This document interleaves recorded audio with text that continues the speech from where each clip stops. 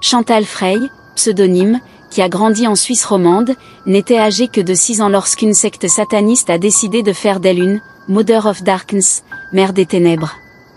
Ayant survécu à toutes sortes de tortures, la secte l'avait ainsi jugée suffisamment forte, sage et intelligente pour la former dans le cadre des Illuminati. En tant que survivante de la violence satanique ritualisée, d'une spiritualité plus que dévoyée et du contrôle de l'esprit, Chantal Frey est aujourd'hui en mesure de mettre des mots sur ses expériences et de transmettre à autrui ce qu'elle a appris et compris à son corps défendant. Ces informations sont cependant loin d'être complètes, car elle n'a été en capacité de restituer que ce qu'elle a elle-même vécu et appréhendé. Elle souligne par conséquent à ce propos que, à travers mon livre, j'ai progressivement réalisé que je n'avais fait qu'effleurer la surface du sujet. Son témoignage est pourtant aussi unique qu'important. Chantal Frey est de fait la première rescapée de langue allemande à avoir été aussi loin dans le cercle intérieur des Illuminati, à s'en être sortie vivante, et surtout, à avoir le courage de le raconter. Soumise à des rituels particulièrement cruels, sa route a croisé chefs d'État, membres de la noblesse et autres célébrités. On l'a pour cela conduite dans des lieux connus du public, tels la Maison Blanche et une célèbre basilique espagnole, mais elle a également été emmenée dans des installations militaires secrètes ainsi que dans un château isolé du territoire belge. Ces lieux et ces personnages, dont certains sont pareillement cités par d'autres survivants, témoignent de l'ampleur terrifiante d'un phénomène on ne peut plus sombre, connu de la littérature spécialisée sous le nom de « violence rituelle ». Le souhait de l'auteur est de contribuer par ce livre à ce que la lumière soit faite sur cette glaçante obscurité. Cette première fois était extrême aussi. Ce n'était pas que j'étais donnée à un pédophile. J'avais été violée d'abord par le mari de la femme de ménage avant qu'on y aille. Et c'était un bal masqué en fait, dans un château. Et tout le monde était habillé comme des hippies, c'était très bizarre. On jouait de la musique aussi, Jimi Hendrix, etc. Il y avait des garçons avec des plateaux en argent avec des drogues dessus. Donc tout le monde se servait des drogues, mais c'était des aristocrates habillés en tant qu'hippies. Donc j'étais complètement confuse, mais c'était clair qu'on était dans un château. Et j'ai été utilisée pour un sorte de show avec le mari de la femme de ménage qui lui, on est rentré, c'était lui avec encore 2 autres filles que je connaissais pas, mais je les ai pas vues les filles. Moi j'étais sur un plateforme en fait, un petit plateforme dans un grand salon ou peut-être ballroom, je sais pas trop, mais j'étais utilisée pour un show horrible. J'étais nue et puis il y avait des gens autour quoi, qui étaient tellement drogués et tellement dehors de leur-même qu'ils ont à peine remarqué. C'était comme ça. Vous savez, il y a une chaîne qui s'appelle 50 voix d'abus rituels où il y a 50 victimes. Certaines d'entre elles, je les connais. Chantal Frey, qui est suisse-allemande, Anneke Lucas, qui est flamande, et elles racontent toutes c'est comme les témoins, elles racontent exactement la même chose. La chasse aux enfants, ils lâchent des enfants nus dans la forêt et ils les poursuivent comme si c'était le gibier. Ça se passe dans des propriétés, bien souvent, le château de Sautou, le château des Amerois, c'est des endroits un peu de l'aristocratie belge souvent. Et ils font quoi après? Ils les tuent. Et donc, il les tue, il les viole puis il les tue. Oui, bien sûr. Quelle horreur. C'est les enfants, vous savez, des enfants disparus. N'oubliez pas, on parle souvent des migrants, on parle pas souvent des enfants migrants disparus. Oui. On a eu des chiffres en 2019, c'était 10 000. 10 000 enfants. Charles Zéro, de son vrai nom, Marc Tellen, mari de Desiderata, frère de Bruno Tellen alias Basile de Koch, réalisateur français, marié à Frigide Barjot. Tous deux sont fils de Guy Tellen qui fut haut fonctionnaire au ministère de la Culture et sous-directeur de l'Institut français d'Athènes.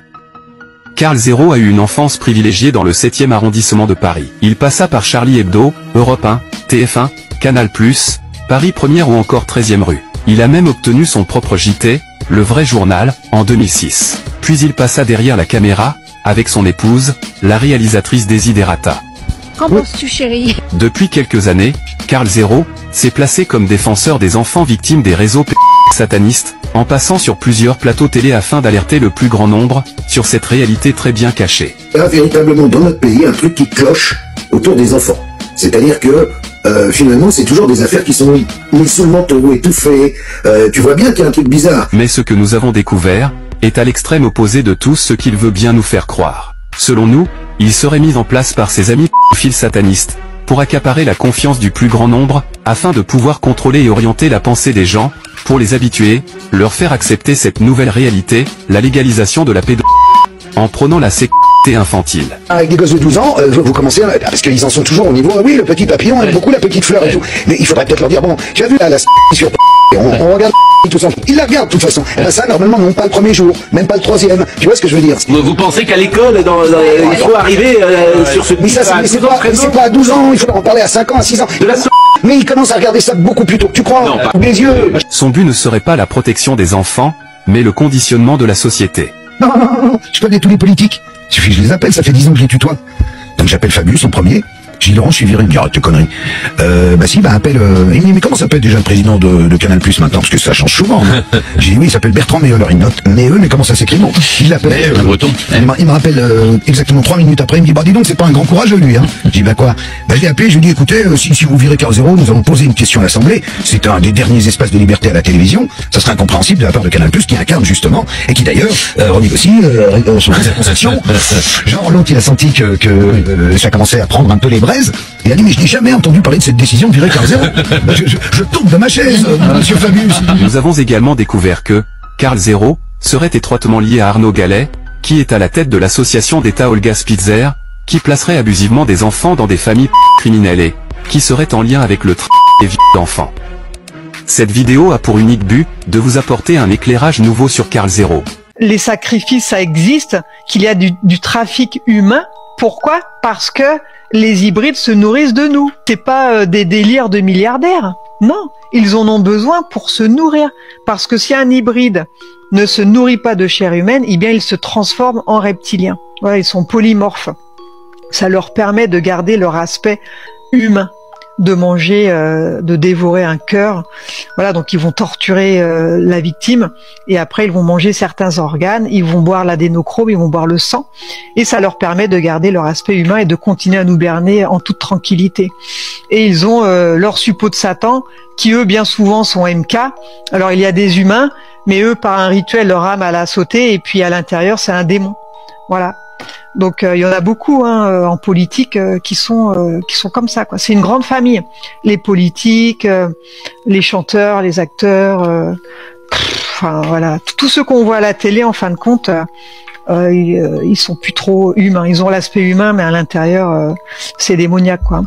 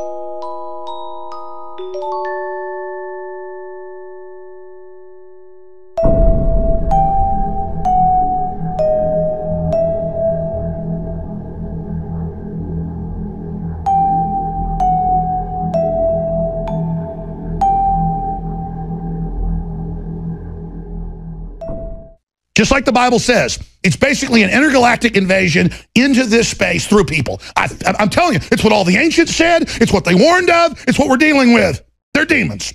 They're frickin' interdimensional invaders, okay? I'll just say it. Make fun of me all you want on CNN or wherever, but everyone already innately knows this. These people are not frickin' humans, okay?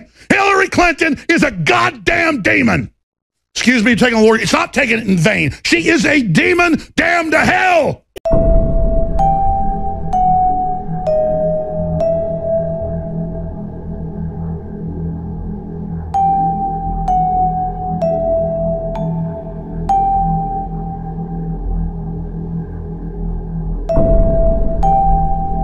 What the hell? Quelqu'un d'autre prend le pouvoir quand je dois travailler ou monter sur scène. Cet alter ego que j'ai créé me protège, moi, et qui je suis vraiment. I remember right before I performed, I raised my hands up, and it was kind of the first time I felt something else.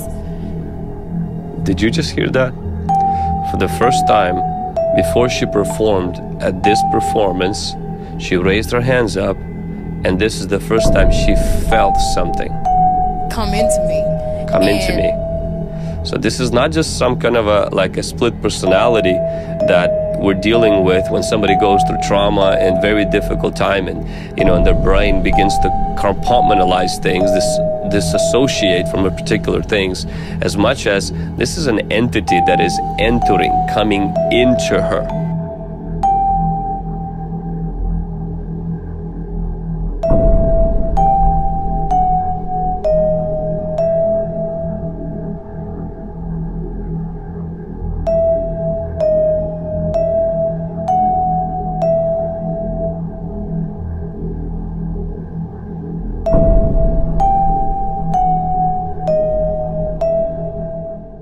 J'ai également pris la décision, mesdames et messieurs, sans vouloir désobliger personne, de rendre le Louvre à sa destination.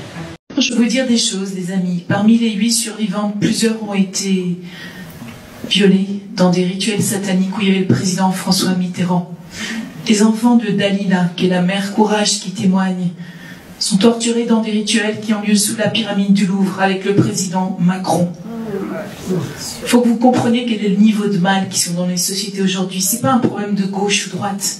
Vous comprenez? Aujourd'hui, on peut plus arriver à la tête de ce pays sans être corrompu à ce niveau-là. Et on a besoin de votre aide. Nous, on a témoigné. On a accepté de tourner les images. Moi, j'ai fait l'objet d'une tentative de meurtre par onde. La veille du jour, j'ai parlé à Pierre. Et ensuite, une fois que j'ai tourné les images, ils m'ont brûlé le sexe à distance, toujours avec des ondes. Voilà, j'ai souffert dans ma chair, comme c'est pas permis. Mais bon, ce soir, vous êtes là. Il y a au moins quelques personnes pour entendre ce qui s'est passé. Et donc, on a besoin qu'une armée se lève. On a besoin de plus être seul. On a besoin que vous ayez un mur de prière face à ces ténèbres. Mon fils, il a fait un dessin que j'ai déjà partagé, où il dessine la pyramide du Louvre.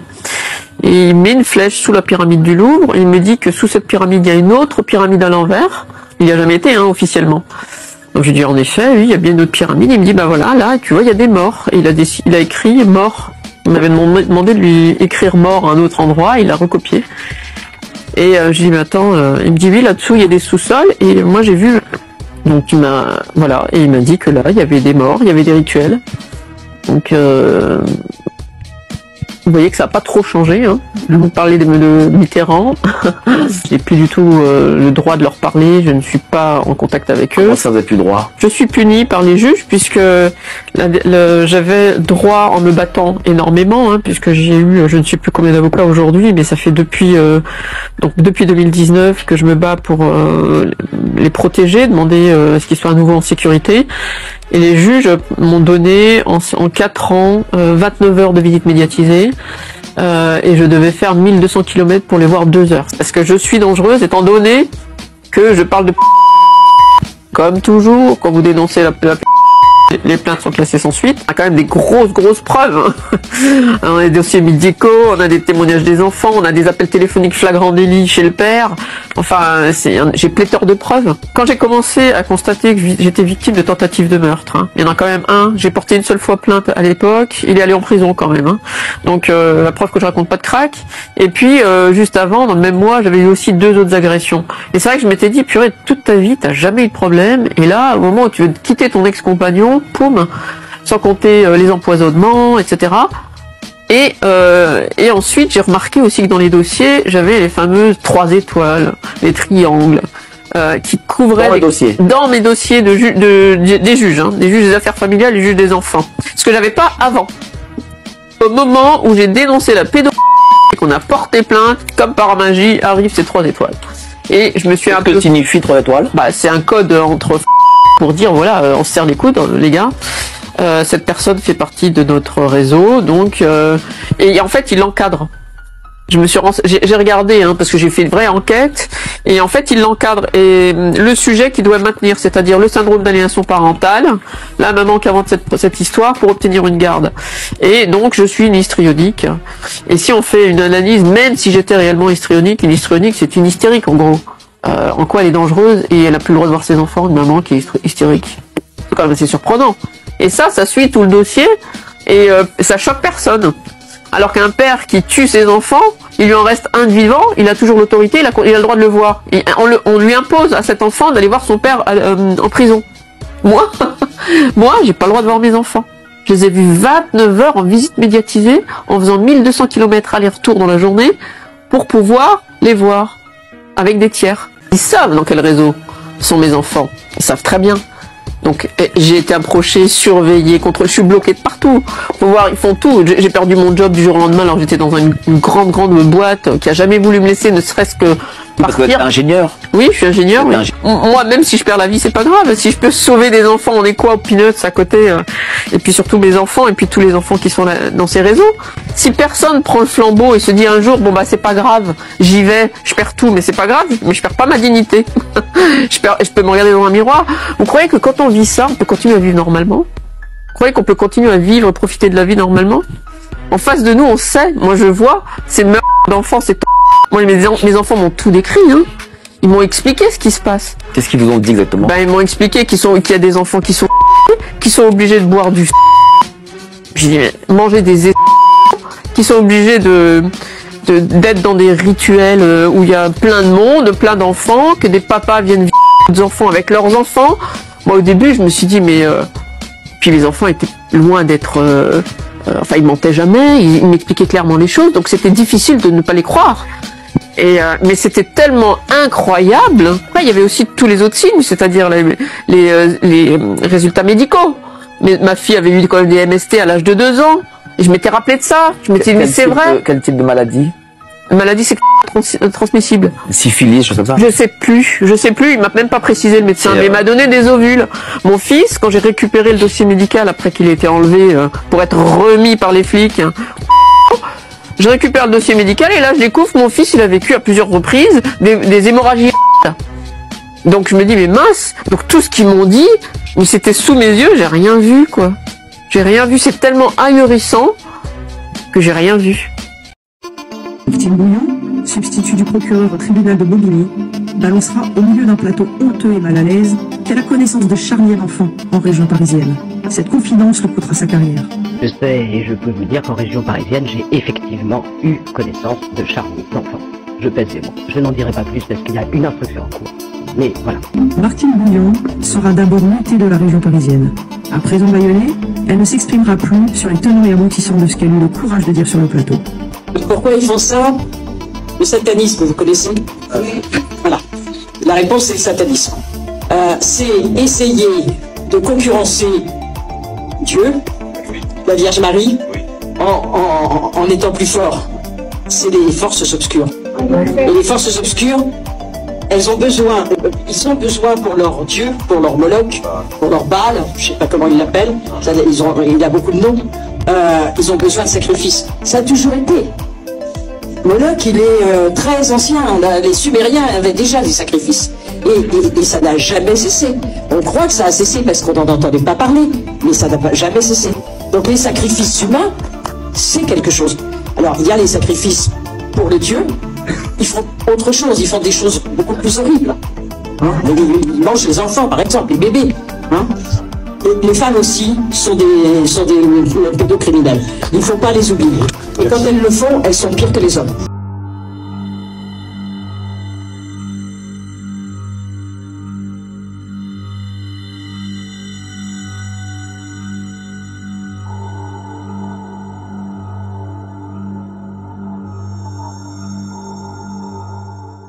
Quelques jours, nous allons fêter Noël et les fêtes de fin d'année.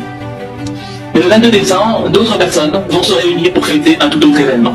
C'est la journée internationale des p***, la Love Boy Day. Et vous ne rêvez pas, un tel événement existe. Cet homme se nomme Laurent Louis, il fut député belge pendant 4 ans, période durant laquelle il n'a cessé de dénoncer les fils satanistes. Il existe parce qu'aujourd'hui, les ne se cachent plus. Ils se sentent en sécurité, ils sont protégés par le système, ils sont protégés par les hauts placés qui ont fait en sorte qu'on ne poursuive pas les actes.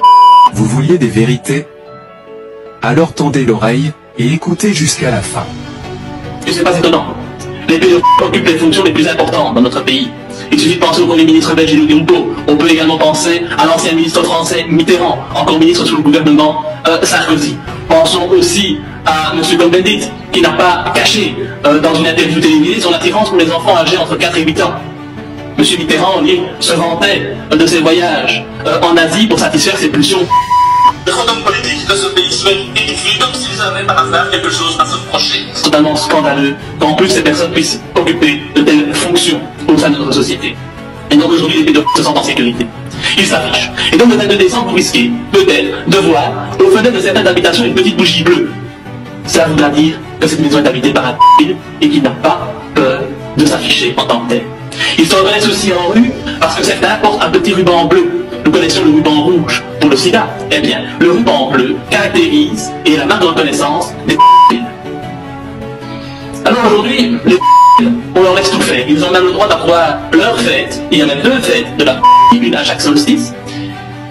Et ils vivent en totale impunité. Bien malheureusement, ils sont protégés par le système. Parce que les réseaux pédophiles existent.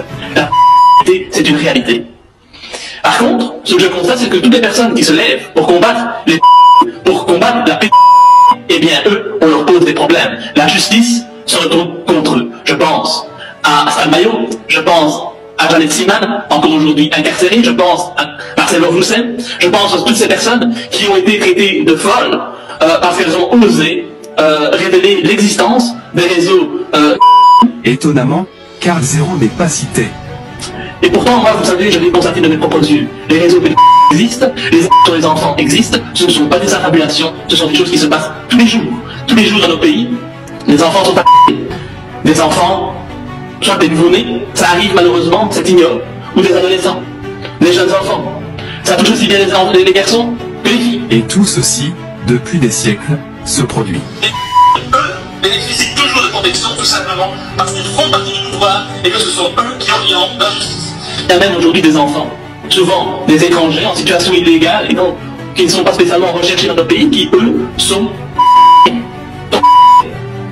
et pour satisfaire les pulsions morbides de ces détraqués. Alors moi aujourd'hui je veux dénoncer tout ça, parce que j'ai vu cette situation de mes propres yeux. Vous savez, j'ai fait des révélations cette année dans le dossier du trou. Voilà ce que ne vous dira jamais Karl Zéro. Des 4 accusés du procès d'Arlon, eh bien celui du trou aujourd'hui est encore véritablement incarcéré, et c'est pourtant le seul qui n'est pas le responsable de la mort des imposés à Julie et Mélissa. Et donc quoi, je me demande s'il ne fallait pas plus être présent dans des fêtes aux enfants pour bénéficier des largesses de la justice et du monde politique, sans doute tous les deux trop mouillés dans cette affaire. Sinon, comment expliquer que l'on ait refusé d'analyser les centaines de tragédies, les cheveux, les poils retrouvés dans la cage de Massinelle ou sur 6 les petites victimes de Dutroux? Comment expliquer des cassettes édifiantes sur Facebook? Comment expliquer que ceux qui tentent de rechercher la vérité soient poursuivis, content de les faire taire ou pire qu'ils meurent accidentellement? Et la veille des perquisitions qui ont suivi ces révélations, oui, parce que quand on fait des révélations en matière de on doit s'attendre à avoir la visite de la police pour exercer sur vous des pressions et pour essayer de vous faire taire, de vous réduire au silence. Jamais dans l'histoire de notre pays un député n'a subi ce que je subis actuellement, des perquisitions, plus de 15 personnes sommes dans mon domicile, et ou un terroriste. La censure de mon site personnel, mais aussi la censure du site de mon parti. Une campagne de presse commandée par les opposants politiques, et maintenant une expertise psychiatrique. C'est uniquement limité au cas Laurent Louis ou à d'autres personnes qui dénoncent et délisent de nos dirigeants bien entendu. Pendant que la justice perd son temps à poursuivre un simple député, eh bien, des criminels, et des enfants, eux, sont en liberté. Et au travers de cette perquisition, on m'a mis entre les mains des documents, des photos montrant des enfants. Il s'agissait de jeunes filles, des ayants de bébés, abusés, considérés comme de véritables accessoires, des objets. Comment peut-on expliquer que des filles soi-disant mortes de faim dans une cage après 103 jours de détention et sans avoir soi-disant reçu la moindre critique aient pu présenter sur les photos d'autopsie une béance de 5 cm? Et c'est écœurant, c'est révulsant, et quand on voit cela, on a envie de se lever et de continuer le combat en disant non, nous ne voulons pas vivre dans une société où les ont tous les droits, où les sont protégés. Alors si comme moi, vous ne voulez plus être réduit au silence, si vous ne voulez plus que les enfants soient en danger, eh bien je vous invite à faire connaître cette fête des le 22 décembre, 2 jours avant le réveillon de Noël, eh bien les pédophiles fêtent leur criminalité, ils fêtent leur comportement, et des enfants vont subir les assauts de cette détraquée. Les se cachent plus, se sentent protégés parce qu'ils dirigent nos institutions, ils dirigent la justice. La existe, les réseaux existent, et les enfants en sont victimes tous les jours dans nos pays européens. Je laisse le mot de la fin à ce grand homme. La parole est à vous, Laurent Louis. Le monde est dangereux, non pas à cause de ceux qui font le mal, mais à cause de ceux qui savent et qui laissent faire. Je vous